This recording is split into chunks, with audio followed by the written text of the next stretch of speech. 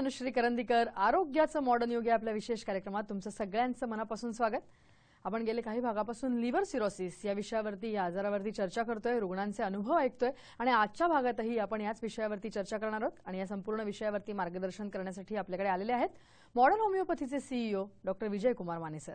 Sir, कार्यक्रमात तुमचं मनापासून स्वागत। नमस्कार। आपण गेल्या भागामध्ये सर रजनीकांत समुद्रे यांचा बाईट ऐकला होता आणि कशा प्रकारे त्यांना हा आजार झाला लिव्हर सिरोसिस आणि कशा प्रकारे त्यांनी ट्रीटमेंट घेतली मॉडर्न होमिओपॅथीची हे आपण जाणून घेतलं। आताही आपण पुन्हा एकदा रजनीकांत समुद्रे यांचा अनुभव ऐकणार आहोत, त्याचबरोबर त्यांच्या नातेवाईकांचा अनुभव ऐकणार आहोत आणि त्यांच्या रिपोर्ट्सचाही पुन्हा एकदा आढावा घेणार आहोत। माझं नाव रजनीकांत सॅम्युएल समुद्रे, राहणार राहटणी, पिंपरी चिंचवड।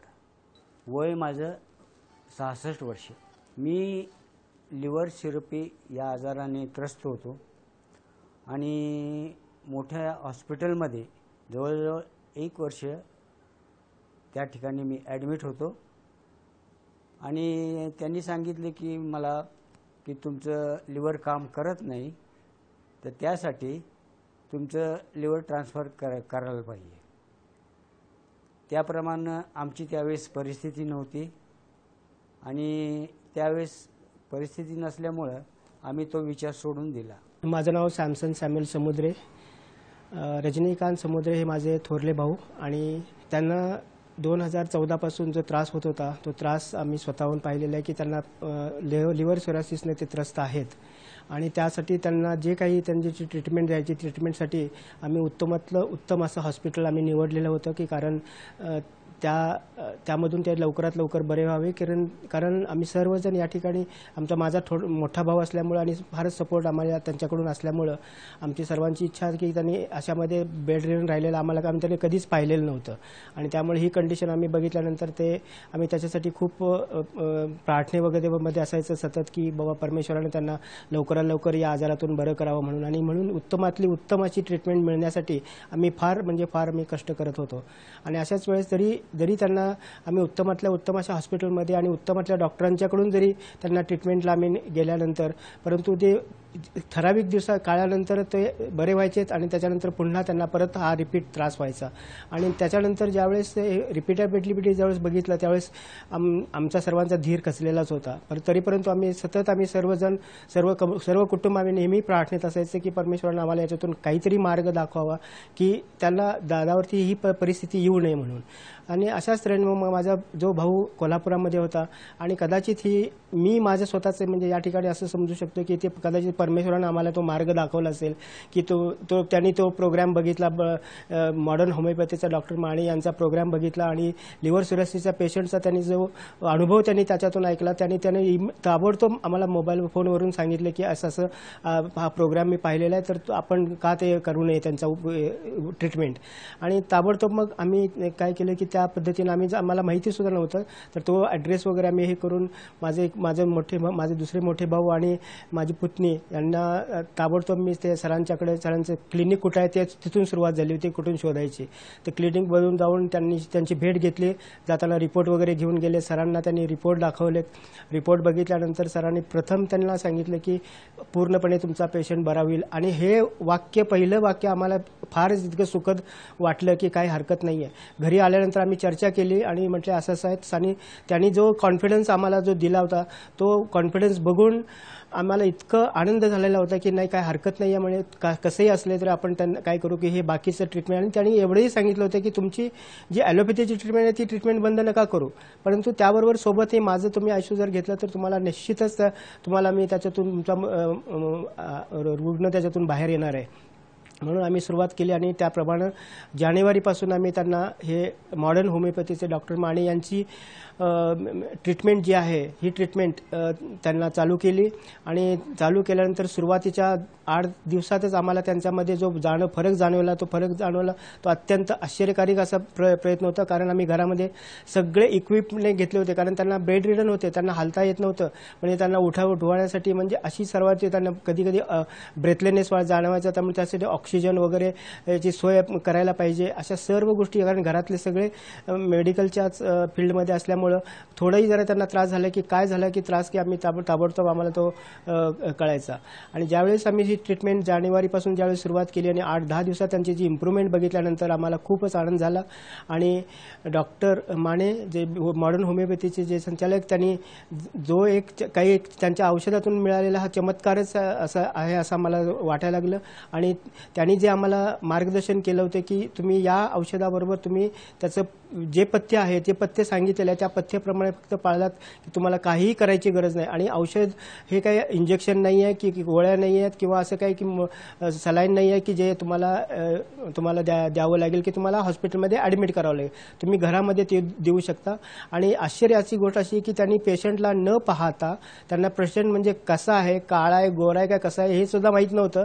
फक्त त्यांनी रिपोर्ट बघून त्यांनी सांगितलं की हे सर्व त्यांचे जे रिपोर्ट होते त्या रिपोर्टमध्ये त्यांचे जे प्लेटलेट्स काउंट, त्याच्यानंतर HB आणि बिलरुबिन हे जे इतके म्हणजे वर्स्ट कंडिशन त्यांच्या त्या रिपोर्टमध्ये, पहिल्या रिपोर्टमध्ये होती. आणि त्याच्यानंतरच्या 1 महिन्यानंतर जो आम्ही रिपोर्ट बघितल्यानंतर आम्ही फारच आश्चर्यचकित झालो की त्यांचा HB वाढलेला होता, त्यांचे प्लेटलेट्स काउंट वाढलेले होते आणि बिलरुबिन कमी झालेलं होतं. आणि मग हा कशाचा इफेक्ट आहे? हा फक्त मॉडर्न होमिओपॅथीचे डॉक्टर माने यांनी दिलेल्या औषधानं हा फरक जाणवलेला आहे, याची आम्हाला पूर्ण खात्री पडलेली आहे.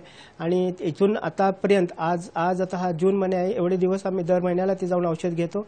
आणि आज माझा भाऊ एकदम स्वतः सगळ्या गोष्टी करत शकतो. त्याला कोणाच्या दुसऱ्या कोणाची मदत लागत नाही. आणि रिटायरमेंटचं त्याचं आयुष्य इनफॅक्ट फारच आता म्हणजे जसं असायला पाहिजे होतं, आमची इच्छा होती तशाच प्रकारे तो हे करतोय. आणि हे फक्तच मॉडर्न होमिओपॅथीचे डॉक्टर माने यांच्याकडून घेतलेल्या औषधानंच हे शक्य झालेलं आहे. त्यांना असा हा आजार झाला आहे, त्यांनी इतर कुठल्याही हॉस्पिटलमध्ये किंवा ह्यामध्ये न जाता डॉक्टर माने सरांचं हॉस्पिटलमध्ये जाऊन त्यांनी ते औषध घ्यावे आणि अशा दुर्धर आजारातून त्यांनी माझ्यासारखंच बरं व्हावं, आनंदी राहावं. रजनीकांत समुद्रे, वय 66 वर्ष, राहणार पिंपरी चिंचवड, यांना गेली 22 वर्ष डायबेटिसचा त्रास होता. डिसेंबर 2014 मध्ये त्यांना सतत थकवा जाणवणे, हातपाय थरथरणे, सतत गुंगीत राहणे असे त्रास होऊ लागले. तज्ज्ञांच्या सल्ल्यानुसार केलेल्या सोनोग्राफी रिपोर्टमध्ये त्यांना लिव्हर सिरोसिस विथ हिपॅटिक एन्सेफेलोपॅथी असं निदान झालं. त्यांनी 2 वर्ष प्रचलित उपचार पद्धतीत नामांकित हॉस्पिटलमध्ये उपचार घेऊनही त्यांचा त्रास वाढतच होता. त्यांना सतत ॲडमिट व्हावं लागत असे. त्यांच्या पायाला सूज येत होती, दम लागत होता, पोटात जास्त प्रमाणात पाणी होत होतं. ते सतत झोपून राहत होते. त्यांना उठून बसता येणंही बंद झालं होतं. ते पूर्णपणे बेशुद्ध अवस्थेत गेले होते. रिपोर्टनुसार त्यांचा अमोनिया 299, बिलिरुबिन 6.5 आणि HB 6.9 इतक्या प्रमाणात होतं. तज्ज्ञांनी त्यांना त्यांचं लिव्हर पूर्ण खराब झालं असून त्यांचा आजार मेंदूत पसरल्याचं सांगितलं व त्वरित लिव्हर ट्रान्सप्लांट करण्याचा सल्ला दिला. त्यांनी 17 जानेवारी 2016 मध्ये मॉडर्न होमिओपॅथीचे औषधोपचार सुरू केले. औषधोपचार सुरू केल्यानंतर 15 दिवसातच त्यांना फरक जाणवू लागला. ते चालू फिरू लागले. त्यांना व्यवस्थित जेवण जाऊ लागले. त्यांचे पूर्वी होणारे सर्व त्रास बंद झाले. त्यांचं बिलिरुबिन 6.5 वरून 2.51 इतक्या प्रमाणात कमी आलं. त्यांना आजतागायत ॲडमिट होण्याची व लिव्हर ट्रान्सप्लांट करण्याचीही गरज भासत नाहीये. सध्या ते मॉडर्न होमिओपॅथीच्या औषधोपचारांसह सामान्य व आनंदी जीवन जगत आहेत. तर आपण पाहिलं की संपूर्ण ही केस कशा प्रकारे होती आणि रुग्ण आणि रुग्णाच्या नातेवाईकांचा अनुभव कशा प्रकारे होता, ही संपूर्ण केस कशा प्रकारे हँडल केली गेली याविषयी आपण सरांकडून जाणून घेणार आहोत. परंतु इथे वेळ झाली एका छोट्याशा ब्रेकची. सल्ला आणि मार्गदर्शनासाठी खालील क्रमांकावर मिस कॉल करा. 7038833881 आणि 7038833882.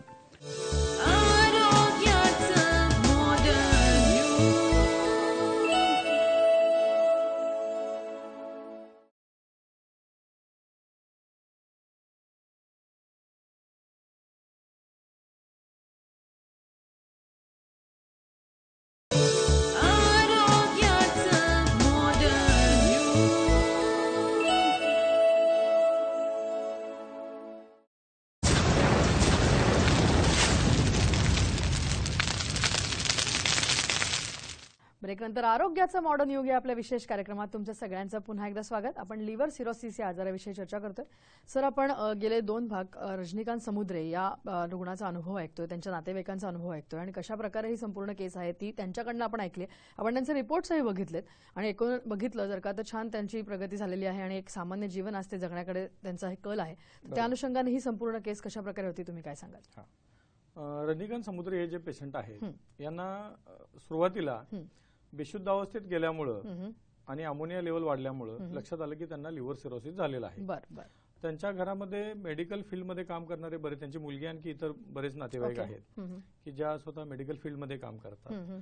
त्यामुळे त्यांना ऍडमिट केलं गेलं, हॉस्पिटलाइज केलं गेलं आणि त्यावेळेला लक्षात आलं, पुण्यामध्ये रुबी हॉल क्लिनिक जे हॉस्पिटल आहे तिथे ऍडमिट केल्यानंतर त्यांच्या लक्षात आलं की यांना लिव्हर सिरोसिस झालेला आहे.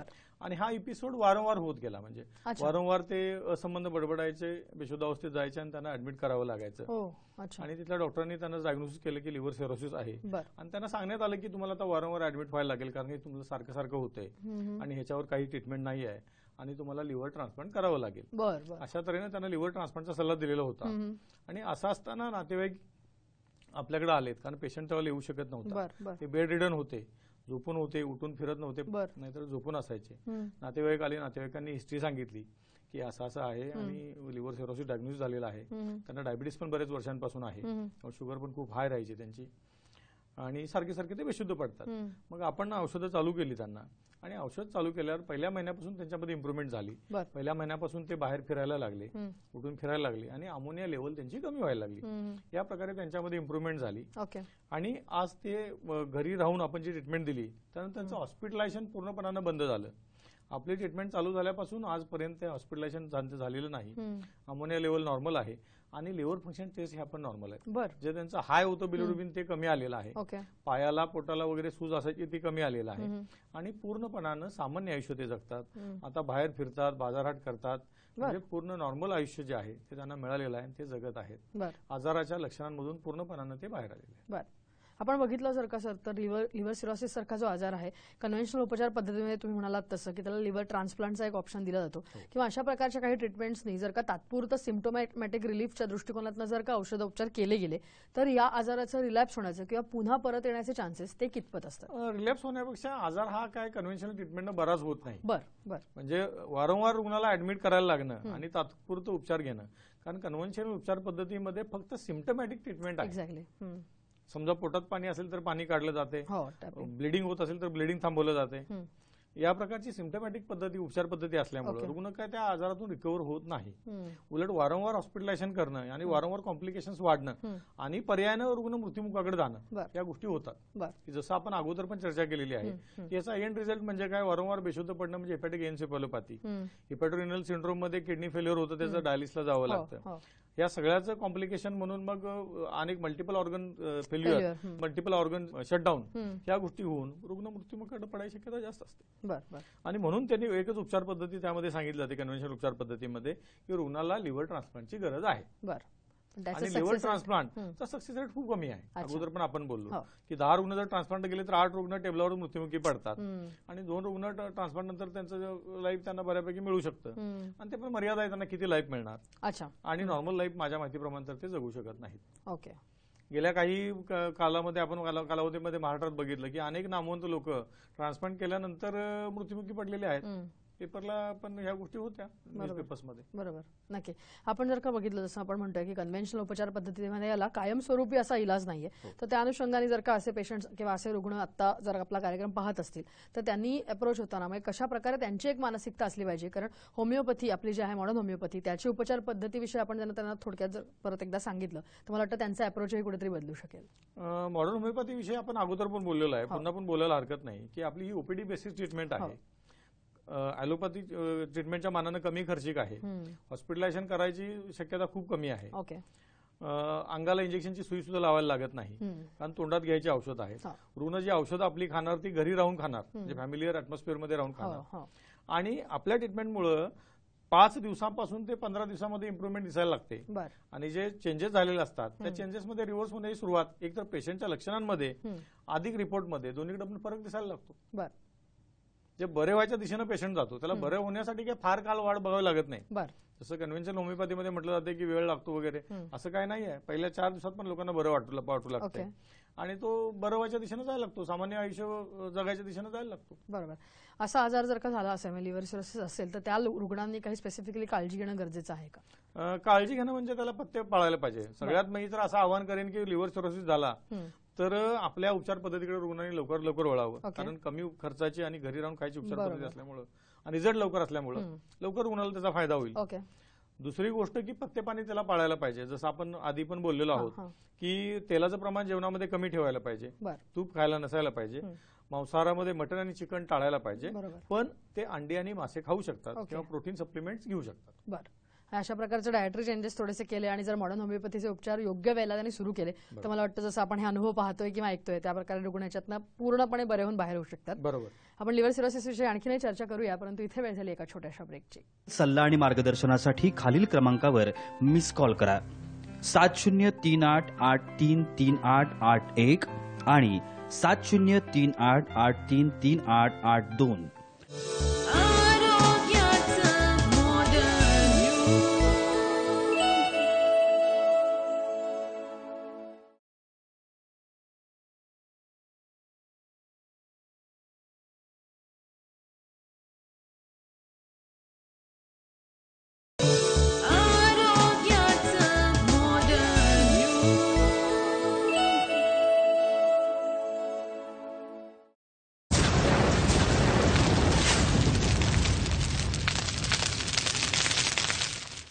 ब्रेकनंतर आरोग्याचा मॉडर्न युग या आपल्या विशेष कार्यक्रमात तुमचं सगळ्यांचं पुन्हा एकदा स्वागत. आपण लिव्हर सिरोसिस या आजाराविषयी चर्चा करतोय.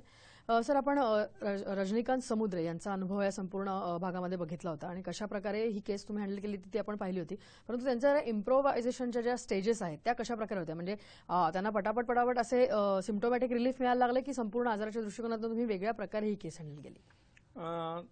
ते आपल्याकडे सुरुवातीला येऊ शकले नव्हते. त्यांचे नातेवाईक आलेले होते. मी आधी सांगितल्याप्रमाणे मेडिकल फील्डमध्ये काम करणारे त्यांचे नातेवाईक त्यांच्या मुलीच आहेत. बरोबर. त्यांचं एक महत्वाचं लक्षण होतं की ते वारंवार बेशुद्ध पडायचे आणि अमोनिया साधारणपणे 298, 300 पेक्षा जास्त अशा लेवलला अमोनिया जायचा आणि अमोनिया गेल्यामुळे मग असंबंध बडबड करणं, प्रचंड अशक्तपणा आणि त्यामुळे त्यांना हॉस्पिटलायझेशन करावं लागायचं. अमोनिया कमी आला की ते परत घरी डिस्चार्ज घेऊन यायचे आणि काही दिवसांना हा एपिसोड रिपीट व्हायचा. अशा कंडिशनमध्ये आपल्याकडे आले नातेवाईक. ज्यावेळेला आले त्यावेळेला त्यांना पोटाला सूज होत, म्हणजे पेशंट आलेच नव्हते, नातेवाईक फक्त आलेले. पेशंटला पोटाला सूज होती, पायाला सूज होती, दम लागत होता, उठून चालू शकत नव्हता, शुगर पण हाय राहायची, 400च्या पेक्षा जास्त शुगर राहायची त्यांची. आणि अशा कंडिशनमध्ये आपण त्यांना औषधं चालू केली. औषधं चालू केल्यावर त्यांना पहिल्या 15 दिवसामध्ये बरं वाटायला लागलं. हळूहळू पायाची सूज कमी यायला लागली, पोटाची सूज कमी यायला लागली, दम लागायचं प्रमाण कमी झालं, अंगाचा पिवळेपणा कमी झाला, अंगाची खाज कमी झाली, बेशुद्ध पडायचं प्रमाण कमी झालं. आणि आपले उपचार चालू केल्यानंतर सगळ्यात महत्वाचा फरक हा झाला की त्यांना हॉस्पिटलायझेशन करायला लागलेलं नाही. म्हणजे आज तागायत आता अगदी लेटेस्ट म्हणजे फेब्रुवारी-मार्च 2016 पर्यंत आता हॉस्पिटलायझेशनचं प्रमाण त्यांचं पूर्णपणाने बंद झालेलं आहे. आता ते बाहेर फिरू शकतात, बाजारात करू शकतात, रोजची कामं करू शकतात. ही इम्प्रुव्हमेंट झालेली आहे. ह्याच्याबरोबर त्यांचे रिपोर्ट्स पण कमी आलेले आहेत. जसं त्यांचं बिलिरुबिन होतं काहीतरी 7च्या लेवलला होतं, 6.9 काहीतरी होतं, ते आता 1.7 पर्यंत आलेलं आहे. खाली बिलिरुबिन आलेलं आहे. एजीओटी एजीपीटी पण खाली आलेला आहे आणि अमोनिया पण नॉर्मल आलेला आहे. त्यामुळे बेशुद्ध पडायचं प्रमाण हे त्यांचं पूर्णपणाने बंद झालेलं आहे आणि नॉर्मल आयुष्य जगतात. म्हणजे आपण जे म्हणतो की आपल्या ट्रीटमेंटमुळे पॅथॉलॉजिकल चेंजेस हे रिव्हर्स होतात, ते या केसमध्ये पण आपल्याला दिसून येतं. म्हणजे हे सिद्ध करते की लिव्हर त्यांचं पूर्ववत काम करायला लागलेलं आहे आणि त्यामुळे त्यांचे रिपोर्ट जे आहेत ते टुवर्ड्स नॉर्मल्सीकडे निघालेले आहेत. आणि रिपोर्ट्स नॉर्मल्सीकडे निघाल्यामुळे पेशंटचं लाईफ पण हे टुवर्ड्स नॉर्मल्सीकडे बरं होण्याकडे निघालेलं आहे, हे आपल्याला दिसून येतं. मला तुम्हाला हे पण विचारायचं की अशा वेळेला जेव्हा आपल्याकडे हे रुग्ण येतात लिव्हर सिरोसिस आणि त्यांचा आजार हा बऱ्यापैकी वाढलेला असतो किंवा काही प्रकारची कॉम्प्लिकेशन्सही ऑलरेडी झालेली असतात, तेव्हा एकंदरच त्यांना पूर्णपणे निराश आलेली असते आणि कन्व्हेन्शनल उपचार पद्धतीमध्ये काही उपचार अवेलेबल नसतात आणि जे असतात ते तुम्ही म्हणलात तसं की अत्यंत खर्चिक असे ट्रान्सप्लांट. तर मग अशा वेळेला जे रुग्ण येतात त्यांची मानसिकता कुठेतरी पूर्णपणे बिघडलेली असते, विश्वास ठेवण्याची कॅपॅसिटी त्यांची नसते बऱ्याच वेळेला. तर मग अशा वेळेला आपली मॉडर्न होमिओपॅथी जी ओपीडी बेसिसवरती काम करते किंवा त्या दृष्टिकोनातून आपण उपचार करतो, तर त्यांना तुम्हाला काही काउन्सिलिंग किंवा अशा प्रकारे काही मार्गदर्शन करायला लागतं का? काउन्सिलिंग आणि मार्गदर्शन तर आम्ही करतोच, पण आता कसं आहे सगळ्यात महत्त्वाची एक गोष्ट आमच्याकडे काय आहे की अनेक रुग्णांचे अनुभव आहेत आमच्याकडे. आपल्याकडे अनेक रुग्ण असे आहेत की ज्यांच्या अनुभवाने ते सिद्ध झालेलं आहे की आजार बरा होऊ शकतो, त्याचे रिपोर्ट्स कमी आहेत, तर रुग्णांचे अनुभवच बोलतात. अच्छा. दुसरी गोष्ट की या आता एक स्पेसिफिक रुग्ण आपल्याकडे आला आणि आपले उपचार चालू केले तर फरक दिसायला काय फार वेळ लागत नाही. बरं. पहिल्या 8 दिवसापासून किंवा पहिल्या 4 दिवसापासून फरक दिसायला लागतो. बरं. पहिल्या महिन्यामध्ये त्याचं मन बदलतं ना, की हा बाबा मला या उपचारानं बरं वाटतंय, मी ही उपचार पद्धती पुढे कंटिन्यू करायला हरकत नाही ओके. आणि मी आता बरा होऊ शकतो. बरं. म्हणजे ते दिसण्यासाठी काय फार काळ घालवावा लागत नाही. ओके. पहिल्या काही दिवसांचाच हा प्रश्न आहे. मला वाटतं आपण बघितलं की तुम्ही म्हणालात तसं की वेळ किंवा कालावधी हा काही फार लागत नाही. त्याच्यामुळे मला वाटतं ही मानसिकता जरी घेऊन आले पेशंट्स तरी त्यांनी जे अनुभव बघितलेत किंवा त्यांना स्वतःला प्रत्यक्षात जो अनुभव येतो त्याच्यामुळे त्यांचा मॉडर्न होमिओपॅथीवरती विश्वास मला वाटतं लवकर बसतो आणि रिझल्ट आपले बोलतातच. त्यामुळे या सगळ्या गोष्टी होत असतील. आणि विश्वास दृढ होतो, नक्की बसतोच आणि अधिक दृढ होतो. नक्की नक्की. तर मला वाटतं आपण लिव्हर सिरोसिस या आजाराविषयी जाणून घेतलेलं आहे आज संपूर्ण 2 भागांमध्ये. या विषयावरती तुम्ही एवढं छान मार्गदर्शन इथे येऊन केलं त्याबद्दल धन्यवाद. नमस्ते. नमस्कार. या विषयासह आरोग्याचं मॉडर्न युग या आपल्या विशेष कार्यक्रमात आता आम्ही इथेच थांबतोय. नमस्कार.